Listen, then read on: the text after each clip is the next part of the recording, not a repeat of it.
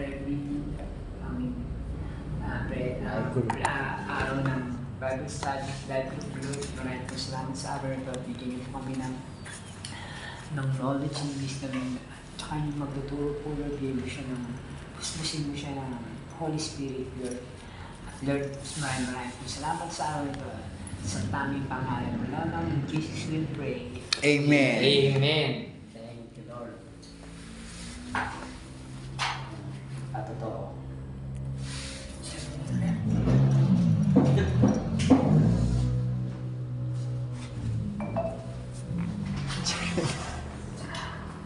Sige po.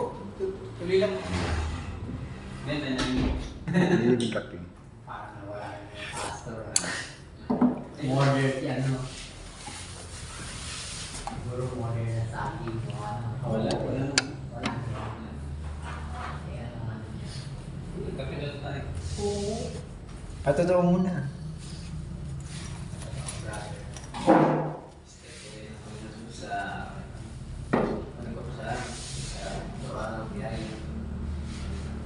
Kalusugan sa pag-iingat niya sa aking sa biyaya.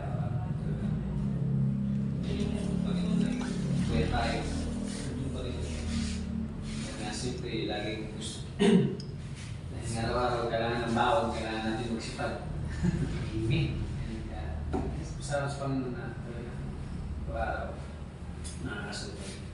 At ang Panginoon ng siya ng kulturay, siyempre, hindi tayo kumilos, kahit yung mga sa Panginoon talagang sa mga ganitong araw ay hindi na tayo nakakalimot.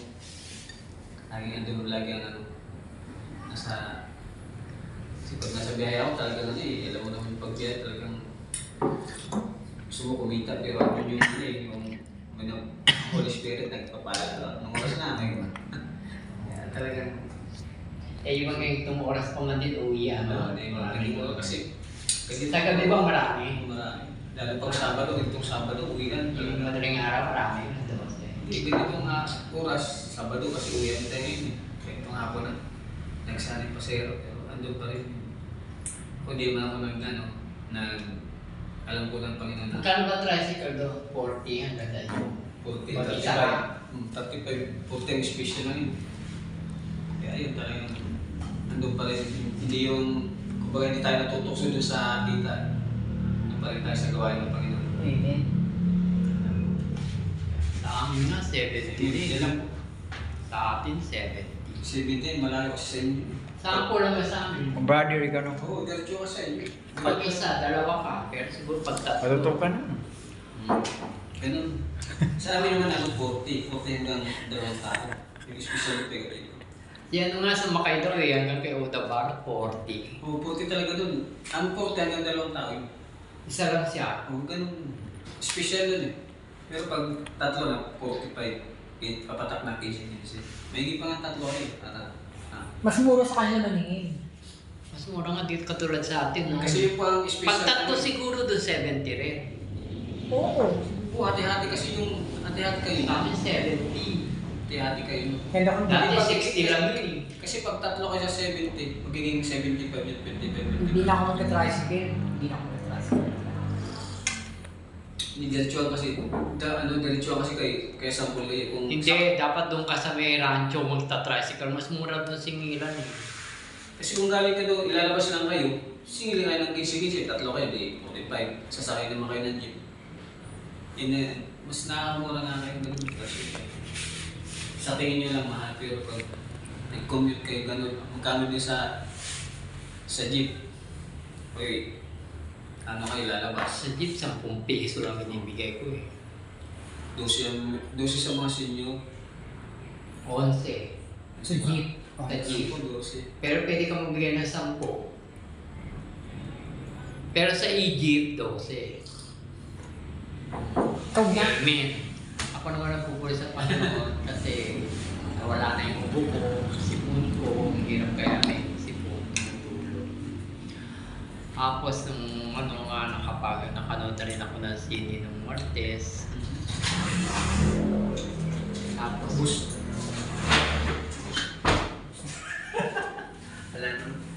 wala Ano Q? Ano pang Q?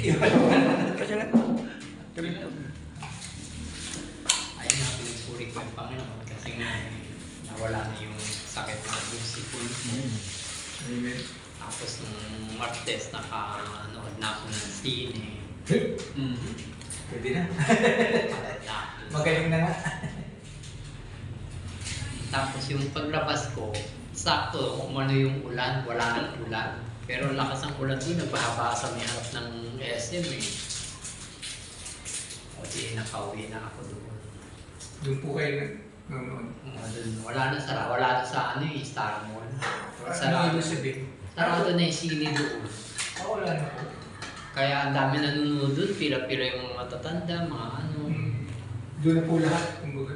Oo, doon lang may mga kakilala ko. Pag nakita ko yung kakilala ko, napasabay ko. Ticket. Yung mga ID ko. Kasi pag pipila ka, doon ka na mapupunta ngayon sa likod. Pag ano ka na, tanga-tanghali, bubutang ka na ng second showing. Eh, mababagal ng mga ano. Isa lang ang cashier. Yung lataanin mo yun eh. Kaya yung buhay ng Panginoon. At saka, Maganda rin yung walang nararamdamang sakit-sakit talaga. oo, at saka yun na yung routine ko pag Martes. Tako to kasi bumibili rin ako ng tinapay ko, ng mga grocery. Doon na nag-grocery. Oo, may binibili kasi kung tinapay doon kahit 1 week na hindi na-expire. 10 days yung expire eh. Ano kung hindi gardenia? SM bonus. Bonus. Eh kasi ako lang Yung isa. gardenia rin, hindi ganun panisip. Medyo mahal lang. 93 na nga ngayon, ang mahal. Dati na 85. 80 lang yung gardenia. 93 na ngayon. Bumibili ako dati. Para nakasulat doon 3 days lang, di ba? Expire. Baka ano na yung stock. Eh hindi, yung kasi doon sa amin, doon sa kwarto ko, di ba? Oo nga. Parang ano doon eh, pag halimbawa ano, inahamam. Pag tagal hindi kinakain na hamam. Oo, hindi ako nagkakanin. Tinapay lang kinakain ko. Hindi, sa tinapay. Kailangan talaga yung tinapay ko, hindi siya basta-basta mapapaalis. Ako, cracker oats. Ako tinapay din, minsan nga 2-3 lang kinakain ko sa umaga. Kaya umabot ng 1 week yun eh. Grabe. Kaya matagal yung expire, 10 days kasi yun. Grabe mo lang, kailangan kanin. Kasi matindi ang hakaw ng trabaho niya. Pero pag gabi, hindi mo ba kumakain ng maraming kanin? Hindi bata pa naman sa kaya ng katawan niya. Kaya ako pasalamat sa Diyos. Thank you, Lord. Ikaw na. Ako, lubos na nagpapasalamat sa Diyos dahil kahit nasa work ako, kumbaga, ang puso ko nandito sa Maynila. Iwan ko, ba't kahit sa Maynila ako, ang isip ko nandito sa Bulacan lagi. Isa yung siguro na nagpag-church ako dito talagang sabi ko spiritual ko. Kaya umalis ako, sabi ko, palitan akong guard dito, lilipat, kumbaga, gusto kong palapit dito sa Bulacan. Tsaka, sa pag-gising natin, huwag makalimutan natin at huwag natin kalimutan magpasalamat sa Diyos talaga. Yun ang pinakamahalaga sa lahat. Tsaka yung prayer, kumbaga, kahit hindi ka pag-church, yung prayer nandun pa yung prayer ko. Maganda yung maghapon. Maghapon. Ako madaling araw, nag-pray ako madaling araw. Bago matulog, nag-pray ako. Kasi yun ang mahalaga natin, yun ang pagkain natin sa spiritual eh. Yung prayer lang talaga. Amen. Kung gaano ka binubusog sa physical, kaya lang busogin mo sa spiritual ang ano mo rin. Kahit hindi ako nakakapag-church, at ang panampalataya nandun pa rin, hindi na wala. Nabigyan na po ba kayo ng Bible na gano'n? Wala pa. Pero kasi yung mga Old Testament, maganda yun. Mamaya po pa. Kaya sa Diyos lang ang pinakamatas na po, purit pa sa salamat. At saka pag umating ka ng ano, katulad nung last, di ba, umating siya. Oo. Kinabukasan, nagkaroon siya ng war. Oo, kaya nga. Tapos ngayon din naman siya nakaka-attend kasi nasa Maynila Ako, siya. tatawagan ako bukas, pinapalos ako. Tapos reliever. ngayon sabi ko, umatin ka, tinawagan na naman siya. Reliever ako bukas. 10 days. Pero sabi ko kay Brother Peter nga, pwede pa kausapin sa pastor nga, pwede bigyan ako trabaho para dito na para makapag-church, Bible. Maka-atin, kahit papan Kahit na hindi ako, kahit kayo na lang mag-pray kay Lord, hingin nyo. makapag-atin-atin ako. Buti naman siya. Sabi ko kay Brother Dito, Peter, dito ka mag-guardia, no?